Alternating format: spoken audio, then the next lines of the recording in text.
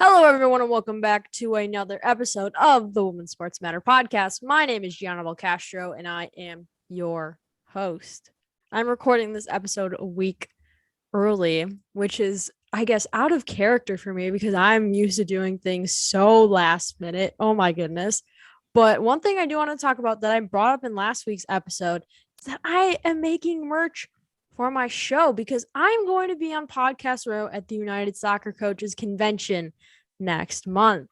I made wristbands. I'm thinking of some other stuff too. There's going to be stickers, buttons, bunch of cool stuff. So if you're stopping by in Kansas City, let me know. I'll make sure I'll save you a wristband or a sticker or whatever. There's going to be a lot of stuff. I'm super excited. But speaking of the United Soccer Coaches, I have someone here from there. Would you care to introduce yourself, please?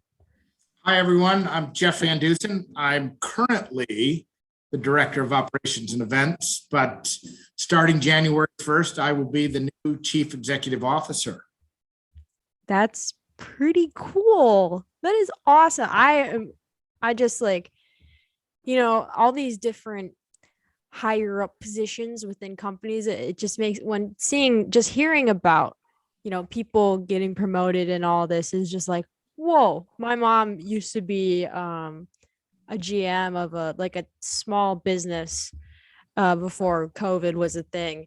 And then she earned the title of VP, and it was just like really cool to sit back and watch that happen. So congratulations. Thank you. I'm excited. Still kind of wondering if what I got myself into here. But no, I'm kidding. This is something I've been here 10 years, and this is something that I've been in the room as for the past two CEOs and been able to devise a plan on how I see the association going forward, and was lucky enough and earned the trust of the board, and they chose me. So it was pretty exciting. 80 candidates, by the way. Whoa. It wasn't just a shoe-in, so it was pretty awesome. It was about 9 hours of interviewing. So I'm glad I came out on this end. That's a lot. That's a lot of time and a lot of people. Whoa. And it wasn't. The interesting thing is being the internal candidate, right? It has some issues that could rise, but I had to prove to the board that my vision and of where I see the association going was the correct one. And I'm not just the event guy, right? I wasn't just the guy that put on the convention, that I had enough vision to lead this association to the next level. So speaking of that, what are some things that you're looking forward to doing when you become CEO next month? Wow. Well, first of all, we want to make sure that, everyone at the convention has a great time. It's the largest annual gathering of coaches in the world. We've got about 12 to 14,000 people that come in. And it's just the first thing is I'm really excited to see everybody again, be reunited. That's our theme, right? We've got 225 education sessions. We've got 30 meal and social functions. We actually build 3 small stadiums there to do live field demonstrations. We've got about 200,000 square feet of exhibit hall, so you can walk through and see all the latest and greatest inventions for soccer and do some business there. And then, of course, we celebrate. We celebrate a lot, actually, as far as the coaches and players and their achievements from this past year and past 2 years, to be honest with you. And, of course, we have Podcast Row, which, by the way, you better save me some of that merch. You got to stop by the booth and say hello. It'd be nice to meet you in person and all that. Because this is my second time going to some sort of convention. I was actually invited to Wizard World Chicago to do my podcast live. And according to the folks there, I had the largest audience for a live podcast recording, which was like, whoa. As a 19-year-old, it's kind of weird to do all this stuff because you're there with, I don't like to call myself an adult because I still feel like when the pandemic started, I was 17 and I'm 19 now. So it's just like I still feel like a kid, kind of. So just to be there with all these other adults, and it's kind of like mind blowing a little bit. But I'm super pumped to go, and I'm very, very glad that I was invited. And just like I love soccer so much. I actually used to be totally against the sport, and it's this whole thing. But I'm so excited to go. Like you have no idea.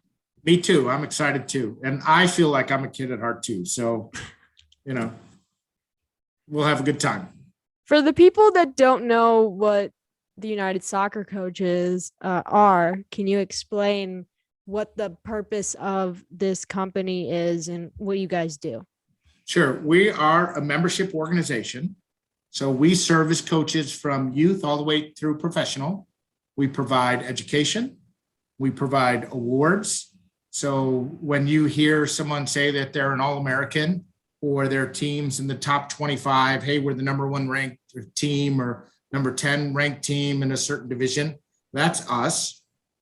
We provide also the All-Americas and Scholar All-Americas for college and high school. And of course, the coaches of the year and the staff of the year.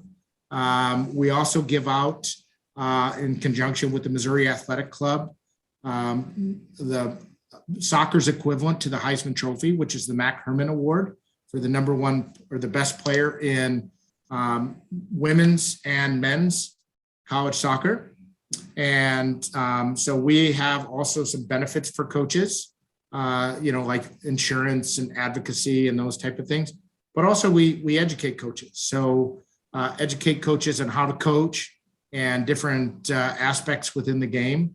And so that's primarily what we do. And we're a big connector. So we're a big connector within the game. And I think it's important for coaches or anybody or any profession that you're in is to be involved in a professional association that helps connect you and so coaches can learn from each other and that. So we're based in Kansas City, and we were here. We've been here since the inception of the association, basically because the NCAA was here in Kansas City before it moved to Indianapolis. And so convention is home of the largest coaches association in the world. Pretty cool. I didn't know that NCAA was based in Kansas City before they moved to Indy. And actually, I went to their museum that they have down there, and it's pretty cool. I'm so excited to actually go and meet people that are a part of this, because like I'm not a coach, definitely not. I'm 19 years old. I'm a college student, not a coach at all. But I just wanna get inside these coaches' brains a little bit and see like what they're thinking of during games or how they recruit people. You played soccer, you were a soccer coach, which I mean, it's in the name, United Soccer Coaches. Right. I have a feeling that most of the people involved in this organization, or maybe all of them, you can tell me if I'm wrong or not, but are or were coaches. You've had a lot of coaching experience. I did my research. What is your favorite coaching experience that you've had? Actually, my favorite coaching experience is everywhere I've gone, and I've never had the top end schools as far as I went into a program and they were already at the top, and I've taken over several schools, whether it was Hastings College, whether it was starting our women's program at Missouri Southern and coaching both the men's and women's programs there, then moving on to Central Missouri, and then finally at the University of Indianapolis. I spent about 4 years at each place. And every place, I'm proud to say that we started at one level and then finished at a higher level. For example, I think one of the greatest experiences I had was taking a school like Central Missouri, who's never been to the NCAA tournament. And then my last game, being at the national tournament for the first time in school history. Took me 4 years to build it, but they've never looked back. Ever since I left that school, they've been to the NCAA tournament, and in fact, they've won a national championship since then. So I don't have any research on this or any way to confirm it other than I think it's kind of impossible, but I think I'm the only coach that could say they left a men's program and a women's program, and the next coach came in and won a national championship. So you can look at that one of two ways. Hey, they got, I moved on, which I was never asked to move on, by the way. I want to clarify that. But and the next coach came in and made something better of what I built, or that's exactly it. I built the foundation, and the next coach was able to capitalize on a great foundation and was able to win a national championship out of that. So that was at Hastings College for the men, and then Central Missouri for the women. I don't know if I'll be able to do that kind of research. That's very keyword heavy, you know what I mean? Yeah, right. But we'll have someone else look into it. But I don't have, so I would say that's kind of my favorite coaching experience. I feel like, of course I could have said, I loved having all my, the athletes that have gone on and done things professionally within their realm of what they went to school for, or my coaching tree, or that. Obviously, just coming in and taking a program from one level to the next, and all the friends and connections I made along the way. So for people that don't know, you are actually from the same state that I'm currently in right now, which is Illinois. You grew up, I believe, in the city, right? You grew up in Chicago? Yeah, just in suburbs of Chicago, yeah. Yeah. But basically. We'll go with the basically. We all say we're from Chicago, and then you ask what suburb are you from, right? Yeah, I mean, well, I talked about this for time's sake. This interview is happening before I upload the interview for next week. But I interviewed this person that does this thing called Grow the Game. It's something that she started trying to grow women's sports and getting more girls involved. And she grew up in Chicago. And one thing that she is very particular about is when people that aren't from Chicago saying they're from Chicago. So we had this whole discussion where it's like, yes, I admit that I am from Naperville. I know that I'm from Naperville. I know that I'm not from Chicago. But when it comes to places outside of the state, that is when I say when I'm from Chicago. But you're there's right people, on. Yeah, there's people that I know from Joliet or Minooka that say that they're from Chicago, and that's what gets me. They're farther away from the city. Yeah, way farther away. I spent enough time downtown that I could say that I'm from Chicago, but I never had a living address there. I'm from the northwest suburbs, but. Northwest suburbs. Okay. When I'm from Kansas City, I live in Kansas City now. So when people ask me, yes, I'm from Chicago. And when people come up to my booth in January and they say, where are you from? I'm going to say Chicago. But what does my Twitter bio say? It says that I'm from Naperville. It's just for the sake of, That works. I think it's close. You don't know where it is. But I know where I'm from, but you don't. So I'm just going to make it a little bit easier and say I'm going to say suburbs of Chicago. All right, that works. The burbs. But, since you're from this general area, I have to ask, Cubs or Sox? Can I say both? Can I be correct? No, I can't. No. All right. Yeah, I know. I here's the thing is I grew up and I went to a lot of athletic events. My dad was a huge sports fan. We had tickets for the Bears, we had tickets for the Blackhawks, and we had tickets for the Chicago Sting, as you can see right there behind me, right?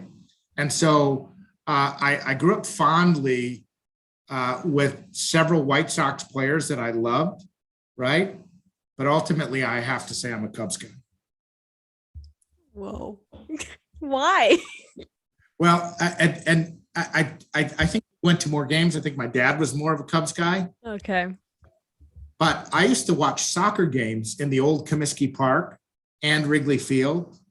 And the old Comiskey Park was really cool too. And I loved Carlton Fisk. And he was just one of my favorite all-time players. And so, but I would ultimately like to say both. I think if I had to choose one, it'd be Cubs. Well, that's the wrong answer. Is this the end of the interview now?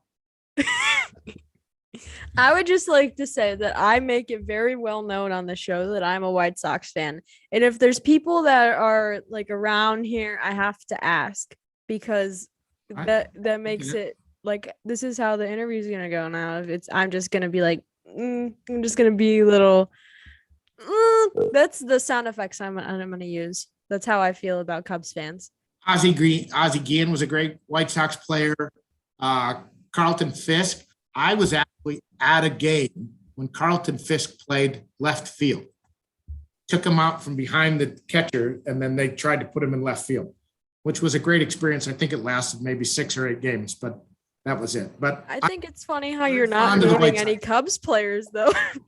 Can I right? Can I say, well, Ryan Sandberg, of course, but I would say they're pretty even. So don't give me that hard of a time. We're all right. So okay. All right. I've never met someone that's so like, you know what? I like both. Yeah, that's true. Both. I'm a Chicago sports fan. I love the Bears. Okay. I love the Blackhawks. I grew up in the Michael Jordan era. Only went to a few games there, but I mean, I'm still a diehard Bears fan. So it's the way it is. Okay. So, okay. All right. That's okay. I'll look past it just a little bit. Just a little bit. Appreciate it. But looks like I gotta get another Sox fan on the show in the near future, just so we can have the balance sorted out correctly. That works. But going back to the convention in January, like you said, there's gonna be a lot of different stuff happening. And one thing that I feel like most coaches that are going, they're going for the live sessions that are happening. What do you think are some of the most important sessions that people should be attending? Well, it's interesting. It's with all the sessions that we have customized tracks for people, whether you're a high school coach, whether you're a youth coach, whether you're a college coach, whether you're an assistant coach, whether you belong to one of our advocacy groups. We have customized education, whether you're a club leader.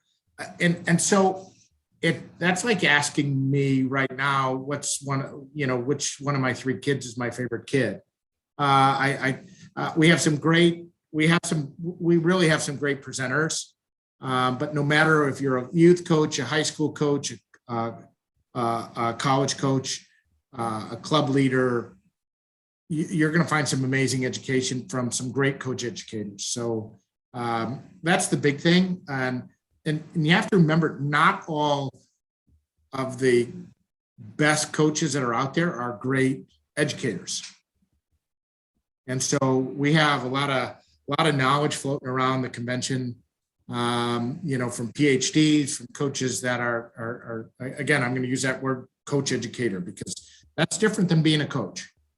And teaching our attendees on how to be a better coach is different than being a coach that works on the X's and O's of the game to players. So those things are different. And of course, you got to say our director of coaching education, Ian Barker, his opening session is a great session. We've got some big time coaches that are really around the psychology of the game, the wellness of athletes, the X and O's of the game, advocacy within the game. So there are some great topics, and I encourage everybody to go to the website, which is UnitedSoccerCoachesConvention.org, and check it out, or download our app too. I mean, that's fine too, but that's 225 educations altogether. That's a lot. That's a big number. I downloaded the app so I can kind of figure out what's going on while I'm there. And one thing, I was scrolling through the presenters and the folks that are going to be there, and one thing that I saw is there's a few names from the NWSL, which is like whoa, the people that I watch on TV are going to be at the convention. And it's like, that's really cool. So normally the WSL Player Draft is at our event, but due to the soccer calendar this year, they had to move it to December. But every year going forward, they anticipate that the draft will be at our event. Their preseason actually starts the same day you start your spring semester, so on the 24th. So they had to move some things around. They have big time regret that they can't be at our event, but we do have Laura Harvey, who you need to check her out. She is, not only is she a great coach on the field, successful coach, but she's a fantastic coach educator as well. So she would be a highlight that I would say, yes, go check her session out. I feel like even though I'm not in the world of like playing soccer or coaching, it's just like I kind of want to see what she has to say, because I think she's one of the most respected coaches in the game. You go to her session, you're going to feel like you can coach your team now. Oh, to be able to play soccer, I feel like I'm kind of done with athletics. I've talked about it on my show, but I've played a sport like every year since like preschool to the end of high school. And so I'm kind of just chilling now. Well, when I transfer somewhere, I'm going to play Frisbee because that's the last sport I played in high school. But I'm going to be doing the ultimate Frisbee, even though it's not a real high school. It's not a real sport in high school or college. That's all right. It's you got to do something that's fun too, but make sure you support your soccer teams at whatever school you decide to go to, right? Yes. I actually, wherever I go, I want to be a student manager. I feel like that's something, because I did it with the girls basketball team at my high school, but something about working with the players and the coaches is really exciting and fun for me. So I want to get in there and see what's going on. I want to work in the NWSL one day. I feel like that's one of my bigger dreams. Well, guess what? What? At the convention, you can network with all these people. Oh, I know. I'm very excited about that part. All right. That's the key. That's one of the favorite things about the convention. I was telling my family, like, this person is going to be here and this person and that person. I've seen that person on TV before. And it's just like this whole thing. I'm very excited. Like, cannot explain enough how excited I am to like be with all these different kinds of people. It's just like a weird but rewarding thing to be a part of. You will always come to the convention, I promise. Okay. Next time it needs to be in Chicago. That's all I'm saying. We were there in 19. Well, I wasn't a part of the soccer world back then. So when are we going back there? We're going back in 2020. Wow, that's a while from now. Do you guys go to McCormick? Is that where it's at? Yes. McCormick. That's what I thought. Yeah. I was talking to someone about it the other day, and I was like, it has to be at McCormick. Where else are they going to have it? Okay, that's good to know. I'll plan accordingly. 23 is in Philadelphia, and 24 is in Anaheim. So that's we've got it booked all the way to 2033. So wow.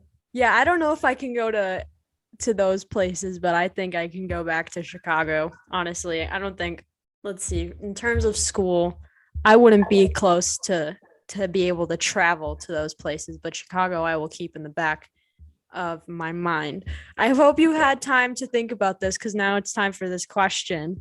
If you could describe the United Soccer Coaches in 3 words, what would they be? And you cannot say United Soccer Coaches. Just want to put that out there. 3 words. Can I explain them? Should I say the word and then explain it, or do you want? You can say the full thing and then you can explain your answer. Okay. So my 3 words are service, networking, and home. Okay. Okay. So I'll start with home. I think we're the home of coaches, right? That's where coaches come to educate themselves. They come to learn. And so that is an opportunity for coaches to obviously better their craft to be a better coach for better players. And I think it's also home from the standpoint of this association. When I joined in 1995, it's been a part of my career all the way through. Whether I was looking for jobs, whether I needed more education, whether I had a job and I had players that deserved recognition. They were able to be recognized. And if I needed to do the business side of the sport, whether I needed equipment or whatever, this is where I went to go find those connections, right? So it's the home of coaches. The networking, again, some of my best friends, some of my best colleagues have been from this sport. And someone that I've met at the convention or met through a coaching course or met through being on a committee. So the networking aspect, and and you never get a job by just applying for a job, right? You always get a job by what? Knowing someone, right? It's who you know. And so networking is a huge part of who we are and a huge part of the convention. So I guarantee you, if you start networking with those NWSL connections, that's what's going to happen, right? If you start networking with some of those schools you're looking at and say, hey, I want to come be your manager, guess what? They know who you are rather than just a piece of paper. So that's what I think. And that's, so I love the networking aspect of our association. And then service.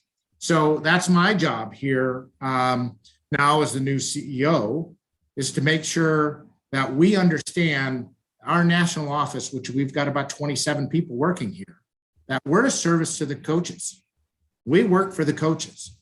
And how can we better serve the coaches? What benefits do we provide? How can we advocate for the coaches? And how do we get coaches what they need to make their job easier? That's it. So home, networking, and service. Those three good ones. Best answer you've ever had, even from a Cubs fan? That's a pretty good answer. That I like how detailed it was and how you explained everything. That was really good. A lot of people, when I ask them to like describe whatever in a certain amount of words, they're like, well, I don't know. That was a good answer. I'll give you All that. right, good. For a Cubs fan, that was pretty good. I'll give you that one. Now it's time for our lightning round questions. Are you ready? Okay. I asked this. The first question for every lightning round is the same. It is, if you're reading a book / listening to an audiobook or a book you've read in the past, what is something that you can recommend to the people that are listening to the show? Podcast. I like podcasts. I like to listen to EntreLeadership. What's that about? That is about, basically, it's about entrepreneurship, right? If you want to be an entrepreneur and you own a small business or what, it's about leadership on sales. It's about connecting with your staff, how to build a staff, how to build a product, those type of things. So EntreLeadership is really good. It's actually a Dave Ramsey product. So I really love the guests that they have in there that are people that have made it as far as the business world, and they share secrets and they teach others on how to be a good leader and how to build their businesses. So I take a lot of keys from that. So EntreLeadership.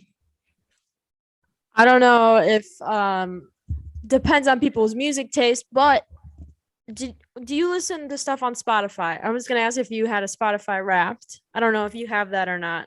I don't. I have Amazon Music. Amazon Music. Okay. Yeah. You're like the first person to say that they use Amazon Music on here. I've had someone use Pandora, Apple Music, Spotify, YouTube, Amazon. This is a first. This is a first for the show. Okay. What do you listen to on Amazon Music then? I'm anywhere from classic rap. Okay. That's not my first choice, but I do. I'm a country music fan as well. So I love Chris Stapleton. And then, of course, classic rock. So it's a good mix. It depends on the time of day, and it depends on what I'm doing. If I'm riding my bike, I want a little bit more upbeat. And, we've got a little bit more of that classic rock. It gets me going, right? If it's the end of the day and I'm just driving home, I got about a 35-minute drive. I just kind of throw on my, the country music, a lot of Chris Stapleton, and we just kind of just roll on home with that.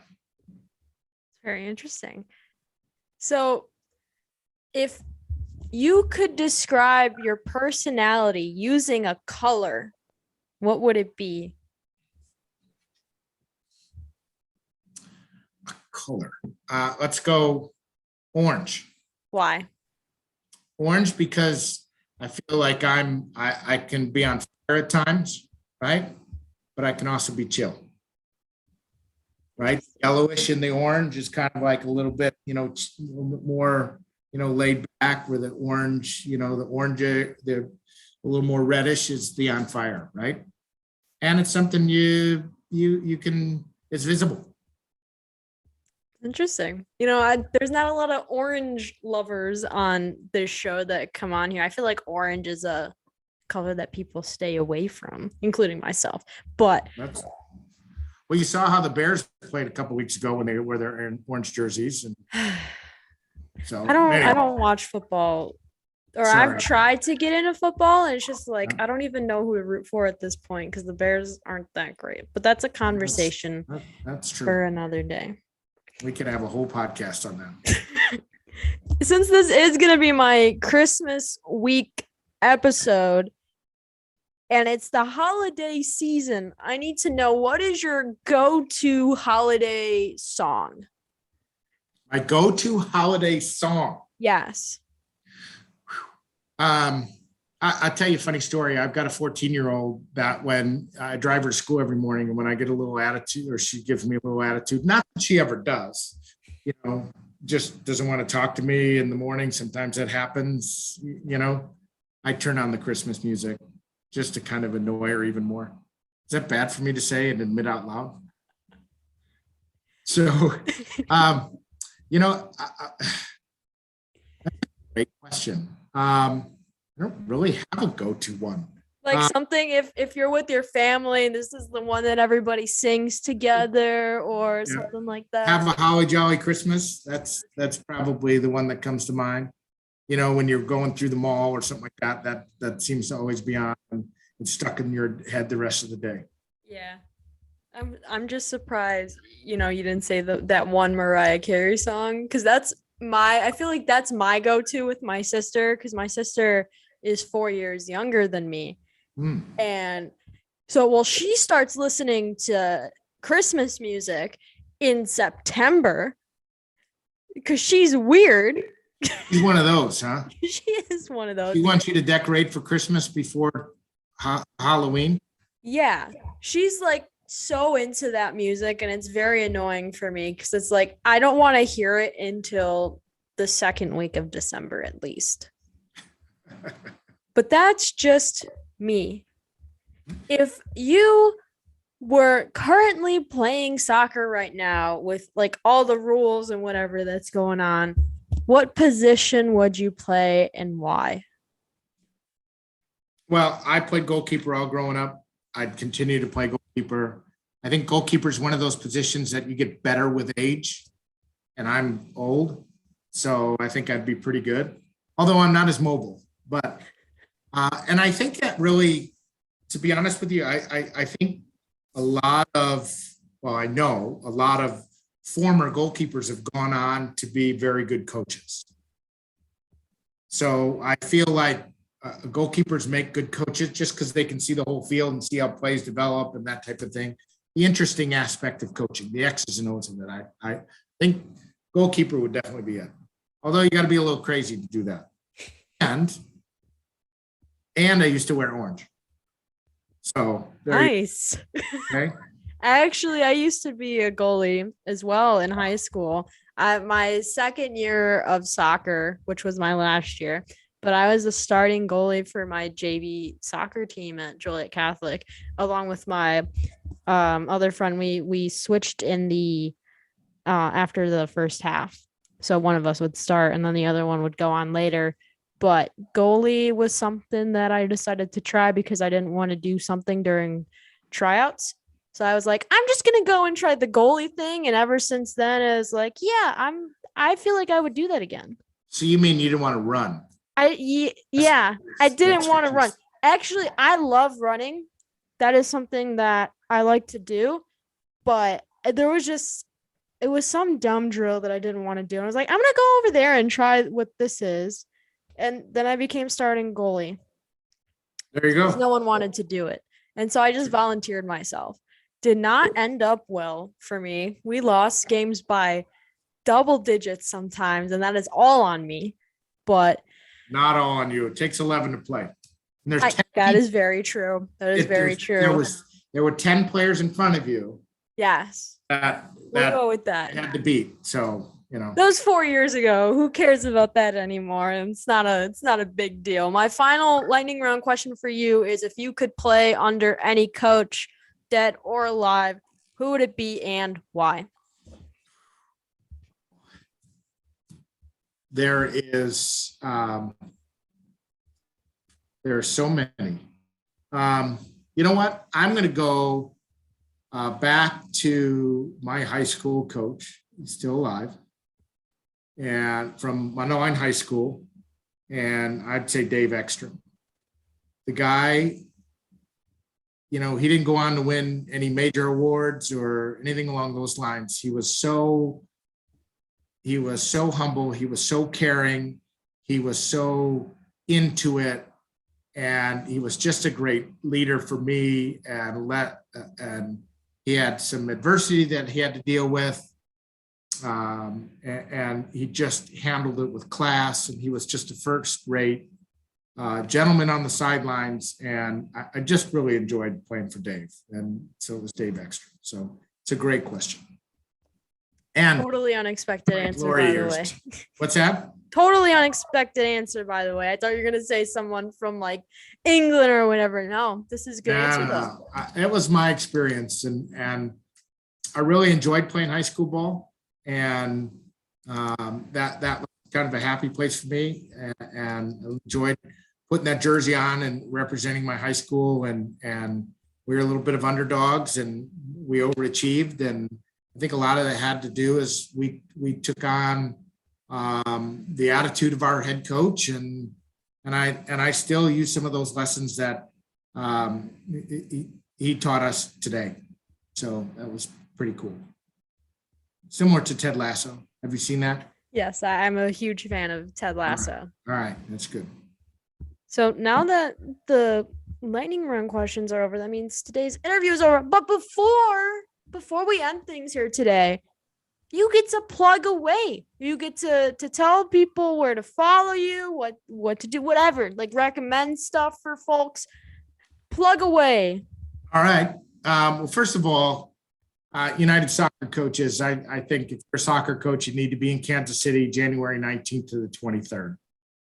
And you can find all the information on UnitedSoccerCoachesConvention.org. Or if you're a soccer coach and can't make it to the convention, you should become a member. And that's found on UnitedSoccerCoaches.org. So my Twitter, I'm a big Twitter guy. I love Twitter. In fact, Brandon, who hooked me up with this podcast and that, and he's our digital marketing guy here at the association. So my Twitter is at Geoff VanDeusen, GeoffVanDeusen. So it's really the social media that I like to post on and get my news and all that kind of good stuff. I do Facebook too, but it is what it is. So, and I have really Instagram only for one reason, and that's just to be entertained. So, but that's all you got? United Soccer Coaches. Well, of course, you could. LinkedIn, I'm pretty traditional in that aspect too, but I got a big job to do here. So I won't spend a lot of time on social media, but I do love me some Twitter. Nice. I'm also on the Twitter, which is a great segue because you get to hear my spiel now. And this is the worst / best part of the episode because I don't plan out what I say. I just let it happen, and whatever happens, happens. Are All you right. ready for this? Go for it. If you want to follow me on social media, guess what? You can. I'm on 3 platforms, on Twitter and Facebook. It's the same handle at WSM Podcast. And on Instagram, you can follow me at Women's Sports Matter. Do you want to see this actual interview on a TV screen or your computer screen or even your phone? Hey, I'm on YouTube. You can go and look up the Women's Sports Matter Podcast on YouTube. We are 12 subscribers strong. We're growing slowly but surely. So if you want to go and subscribe and see this live interview, you can do that. That is a thing. So go ahead, like and subscribe. I feel like such a YouTuber right now, but this is a podcast. So it's just a podcast that I'm doing. It's not that big of a deal. But also, if you're listening on a podcast platform and you're not subscribing or following whatever the language is for that, if you're on Spotify, make sure you follow the pod, subscribe wherever you can. It helps me out, and it lets you know when I have an episode. Also, give me a review wherever you can. Apple Podcasts, I think Listen Notes has something. Tell me how I'm doing. Tell me how I can improve. You can also message me on social media.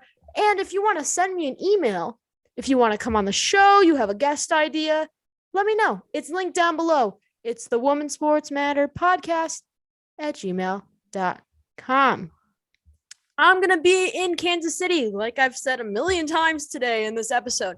If you have not registered for the United Soccer Coaches Convention, what are you doing? Link is down below.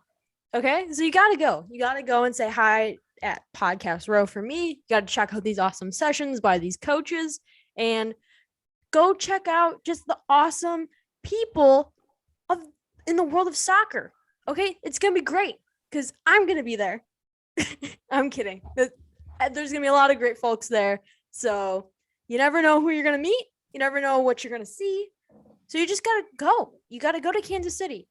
I'm super excited to go record my show live, meet some fantastic people, and just hang out with everyone for once in a big group setting because I haven't done that in a while. So yeah, I'm pretty pumped. And I've got a bunch of other resources linked down below, like registering to vote. If you haven't gotten your vaccine yet, there's a link for that. It's vaccines.gov.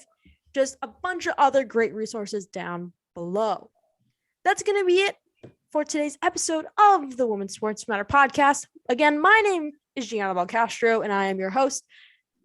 I'm going to go enjoy my beautiful week of Christmas stuff because got a busy week, got a lot of Christmas traditions that I got to do with my fam. And I can't wait to see some of my family again since Thanksgiving. And so I'm going to go and do some stuff with my family, but I hope everyone has a nice holiday, whatever you're celebrating. Okay, I'm going to go now. Thank you again for listening to another episode. That's all, folks. See you next week. Bye-bye.